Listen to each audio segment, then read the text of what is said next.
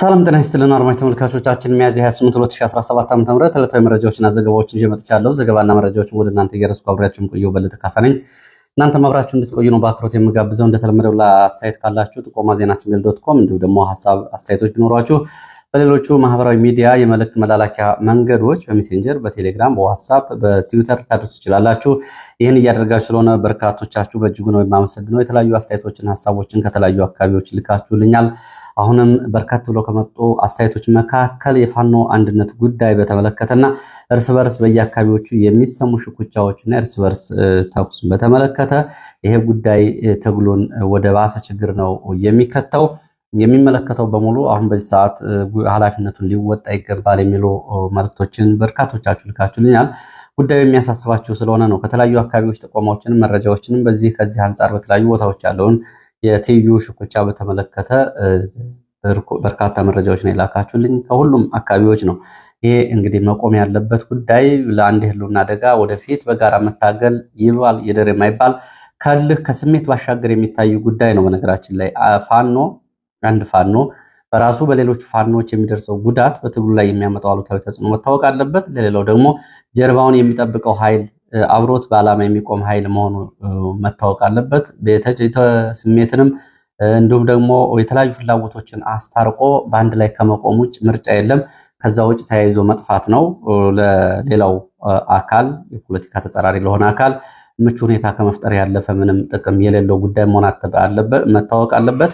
ብዙዎቻችሁ በስሜት በለው ግፋ በለው ሲል በውስጥም በውጭም የሆነ ድጋፍና ስሜት በመያዝ የሚደረገው ጉዳይ ነገና ከነገ ወዲያ ሁኔታዎቹ ባለፉ ጊዜ ሁሉንም ጸጸት ውስጥ የሚከት ትግሉንም እንደዚሁ ደግሞ ማህበረሰቡንም የሚያሳዝንና አሉታዊ ማህበረሰባዊ ጫና ጥሎ የሚያልፍ ጉዳይ ስለሆነ ሁሉም ይህንን ሊያስብበት ይገባል። በየአካባቢው ያለው ሰው ይህንን ማድረግ አለበት። በተለይ የፋኖ የውጭም የውስጥም ደጋፊ ትግሉ ያገባናል የሚል በራሳቸው ደግሞ የፋኖ መሪዎች ከውስጥ በተለይና የፋኖ ደግሞ የታችኛው ተዋጊ ሰራዊት በዚህ ጉዳይ ላይ በፋኖ አመራሮች ግልብ የስልጣን ፍላጎት ምክንያት የሚደረጉ ሽኩቻዎች ካሉ እሱን በጽኑ መቃወም አለበት።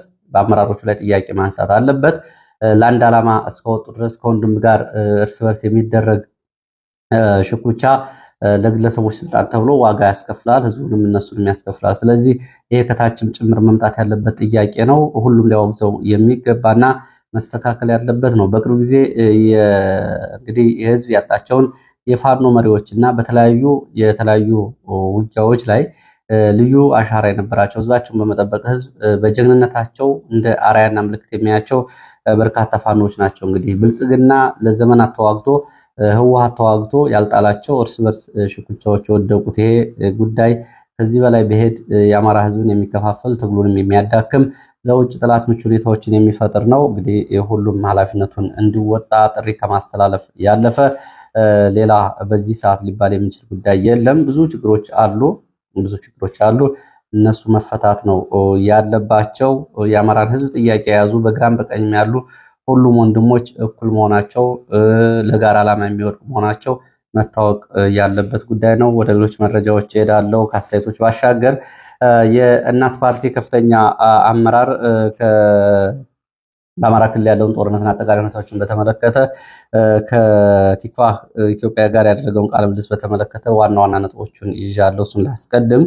እናት ፓርቲ በአማራ ክልል የቀጠለው ጦርነት በተመለከተና በተለያዩ የሀገሪቱ አካባቢዎች ያለው ሁኔታ የምክክር ኮሚሽኑና የመንግስት ብልጽግና እየሄደበት ያለው ሁኔታ በተመለከተ ከፍተኛ አመራሩ የሚከተሉትን ነጥቦች አንስተዋል። በአማራ ክልል የቀጠለ ጦርነት አለ። ሰዎች በድሮን ጭምር ይጨፈጨፋሉ።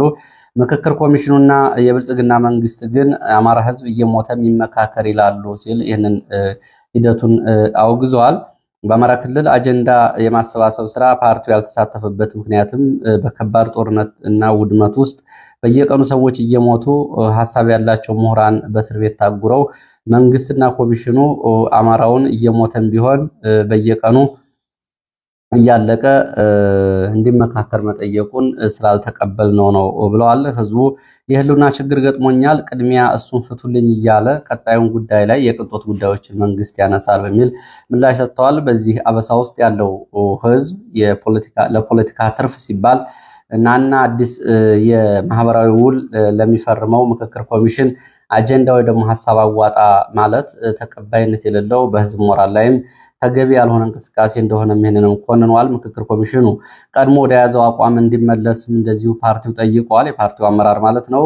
ቀድሞ የያዛቸው አቋሞች አሉ በአማራ ክልል የምክክር ኮሚሽኑ በኋላ በብልጽግናዎች ተገፍቶ የቀየራቸው አቋሞች አሉ። የመጀመሪያው በክልሉ ውስጥ ተኩስ አቁም እንዲደረግና ተኩስ አቁሙን መንግስት እንዲጀምር፣ ሁለተኛ የታሰሩ የፖለቲከኞች፣ ጋዜጠኞች እንዲሁም ደግሞ በተለያየ አካባቢ ያሉ እንዲፈቱ፣ ሶስተኛው ደግሞ ያለ ቅድመ ሁኔታ ጫካ ያሉ ኃይሎች በምክክር ኮሚሽኑ እንዲሳተፉ እንዲደረግና ይህንን ደግሞ እናረጋ ከበደ ጀምረው እንዲያሳዩ ምክክር ኮሚሽኑ አቋሙ ይዞ ነበር። በኋላ ግን ይህን አቋሙን ለውጦ ያው አጀንዳ አሰባስቤያለሁ የሚል የብልጽግና የተለያዩ አደረጃጀቶች፣ ሊጎች፣ የወጣት ሊግና ሌሎች የህብረተሰብ ክፍሎች የተሳተፉበት ስብሰባ አድርጎ መበተኑ ይታወቃል። ጉዳዩ አወዛጋቢ ነበር በባህር ዳር የነበረው። ለማንኛውም ፓርቲው በአማራ ክልል እና በሌላ ቦታ ያሉ ጦርነቶች በድርድር መቆም አለባቸው ብሎ እንደሚያምን ጥሪ አቅርቧል። መንግስት ወደ ቀልቡ እንዲመለስ መንግስትንም ጠይቋል። ጦርነት ጠማቂውም ጦርነት አሳላፊውም የብልጽግና መንግስት ነው ሲል የጦርነቱ ባለቤት ብልጽግና እንደሆነ የፓርቲው ከፍተኛ አመራር ተናግረዋል። ምክክር ኮሚሽኑ ገለልተኛ ሆኖ ማየት ይገባው ነበር። ሆኖም ግን በማይገባው ጉዳይ ጭምር እየገባ እንደሚገኝም እንደዚሁ አንስተዋል። ኮሚሽኑ መንግስት በቀደደለት ቦይ ከመፍሰስ ውጭ ወጥቶ ሌሎች ጉዳዮችንም ኃላፊነቱን በትክክል እንዲወጣ ለኮሚሽኑ ጥሪ አቅርበዋል። በአማራ ክልል ያለው ጦርነት ህዝቡን እንደ መጋዝ እየተመላለሰ እየቆራረጠ ነው ብሏል። እንግዲህ የመጋዝ አይነት ባህሪ ያለው ጦርነት ወደዛም ሲሄድ ይቆርጠዋል፣ ሲመለስም ይቆርጠዋል። በዚህ መንገድ ነው የአማራ ህዝብ አበሳውን እያየ ያለው።